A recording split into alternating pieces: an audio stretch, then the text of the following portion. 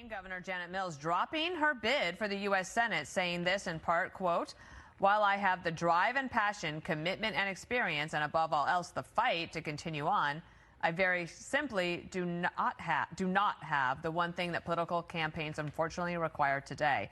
And that's financial resources. That is why today I have made the incredibly difficult decision to suspend my campaign for the United States Senate." So this is important, guys, because this shakeup in the race makes it likely that progressive Graham Plattner, remember that name, he will likely win the Democratic primary in Maine. So while Mills had Chuck Schumer's endorsement, apparently she didn't have enough of his money.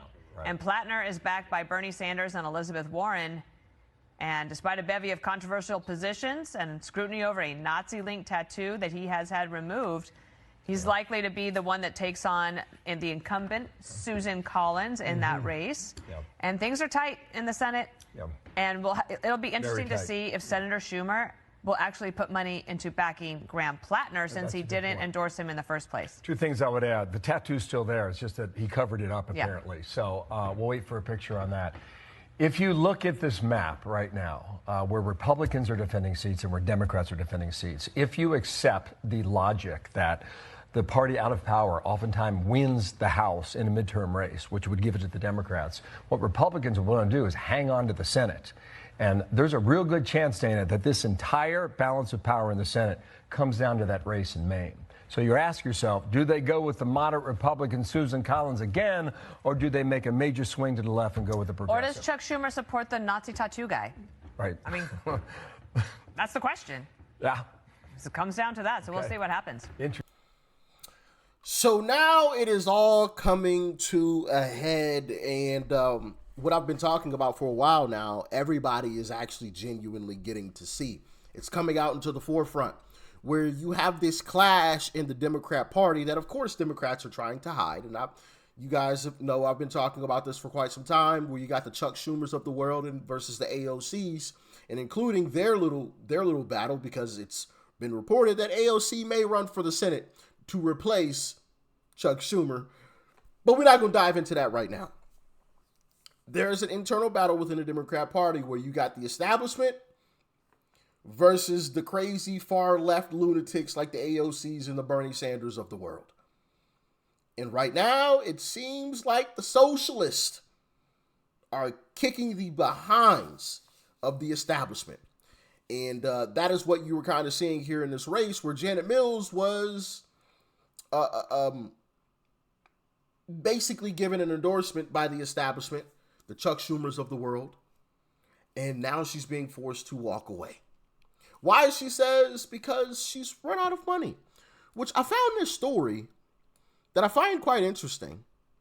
And I want to play a little bit of it for you before we get into this clip from Abby Phillips, because Abby Phillips did something that I was absolutely shocked to hear. Absolutely shocked. My jaw dropped. All right. So make sure you guys stick around for that. Smack that like button. Go and subscribe to my second channel as well. The link is down below in the description box, as well as my merch link. I have some merch if you guys didn't know, and that link is down below as well. So let's hop into this clip of maybe or possibly why Janet Mills is all of a sudden running out of money. The triad weed story is a personal one for me, because when I first started digging around back in my hometown in Dexter, I quickly discovered that there was a illegal marijuana grow next to my high school basketball coach's house. There's an illegal marijuana grow at the top of my camp road. Illegal marijuana grow on my dad's road. The guy who knocked up my high school girlfriend, he's got an illegal marijuana grow next to him. But they really crossed the line, because just about less than a mile that way, there's an illegal marijuana grow that the governor's brother, Paul Mills, transferred to the ownership of a Chinese national. And this is a sacred site. This is where Steve Robinson and his high school buddies first got bombed on Bagwine and Zima. Right there at that bonfire, there should be a monument up. The governor's brother was paid to help facilitate a transaction on behalf of Chinese national drug traffickers. Indisputably, based on the public records. And no other media outlet in the state will talk about it.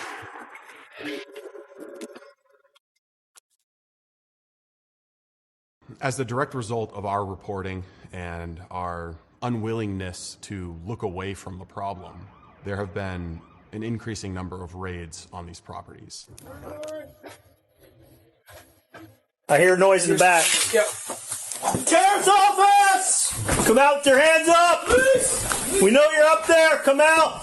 One of those properties was in Corinna, Maine, where my mom grew up, right next to the town office. So as I'm poking around the Corinna area and preparing to do some of our first public reporting, I just stumbled on this property record related to a location, 51 Cider Hill Road in Corinna, right on the Exeter town line. The property behind me, 9 St. Albans Road, was recently raided in February. A couple of other properties nearby also raided, thought to be part of a vast operation covering the state. 13 days later, there was a property transfer initiated for a location about 5 miles that away. What really caught my eye about this one, in addition to the idea of a property in central Maine being transferred into the custody of a Chinese foreign national with no real estate taxes paid, no capital gains taxes paid, was that the attorney who facilitated that transfer was a guy named Paul Mills, who supplied an address of 163 Main Street in Farmington. That just so happens to be the address of a law office in Farmington, Mills and Mills, which is run by Paul Mills, the oldest brother of the governor of Maine, Janet Mills. Very interesting development here. Question, of course, is why is Paul Mills, an established attorney, an elderly man, helping the operators and owners of an illegal marijuana cultivation site 13 days after a raid at a separate property 5 miles away? The only way really to elucidate what's going on here, I think, is going to be to go ask Paul Mills and his little sis, Governor Janet Mills, some questions. Yeah, so possibly,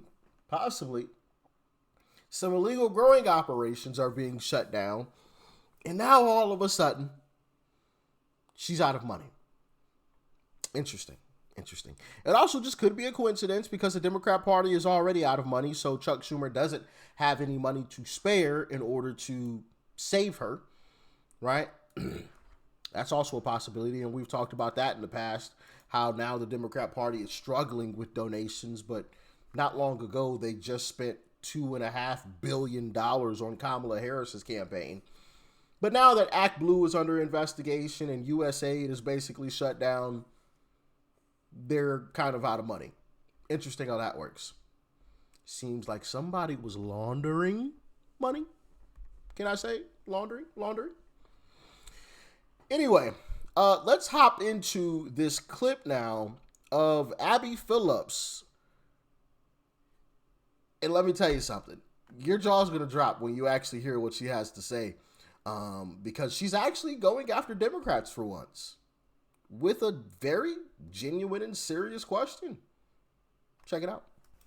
Now, if this were a Republican candidate who had had a Nazi tattoo, covered it up when he was running for something, and had said all the things that he had said about black people, about women, about rape, etc., do you really think there's a world in which Democrats would be like, let's just let bygones be bygones? That's the past. Today's the present. I think we're entering a new era, and we'll see what the base wants. We'll see who wins when the actual election happens. But for the past decade, Democrats have been unified by our opposition to Donald Trump. And now Graham Plattner has a forward-looking message. So if Donald Trump or if another Republican had a Nazi tattoo, I don't know, Donald Trump has dinner with Nazis. It's not that far from, it's happening. But there's also plausible deniability regarding Graham Plattner's tattoo. We don't know if he knew. We don't know what he knew. But it's not just the tattoo.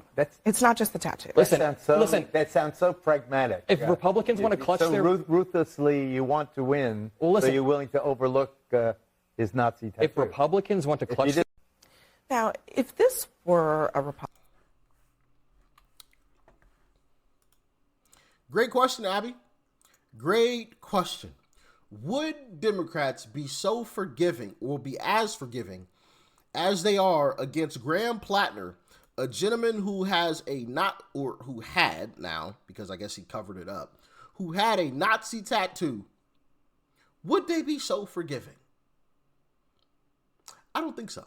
Actually, I know they wouldn't. I know for a fact we would not hear the end of it. We wouldn't. And everybody knows it. That's the problem. The only thing that these folks care about is power. That is it. That is all. So much so that they're willing to defend a man who walked around with a Nazi tattoo. Like, this is coming from the Democrat Party, mind you, who have done nothing but call us Nazis and all types of stuff, call Trump Hitler and all the likes, right? But now they're defending a man who had that printed on his skin, permanently printed on his skin. But we're the Nazis. But the guy who had the tattoo isn't one? How does that make any sense? So yeah, I got to give a little bit of credit to Abby Phillips, because for once she actually gave some blowback to Democrats, and rightfully so, because they wouldn't let us hear the end of it if a Republican did that. They wouldn't let us hear the end of it. Even if the Republican covered it up, even if the Republican was like, said the exact same thing that Graham Plattner said, and was like, yeah, I didn't know that's what it was, but as soon as I found out, I covered it up. Even if the Republican said that, we still would not hear the end of it. We wouldn't. Everybody knows it. Absolutely crazy stuff, man. Absolutely crazy stuff. But as always, y'all get in the comments. Let me know your thoughts and your opinions. Looks like we're coming down to a race between Susan Collins, the very, very moderate Republican. Very, very moderate. I'd basically call her a Democrat at this point, but she is labeled a Republican. Susan Collins versus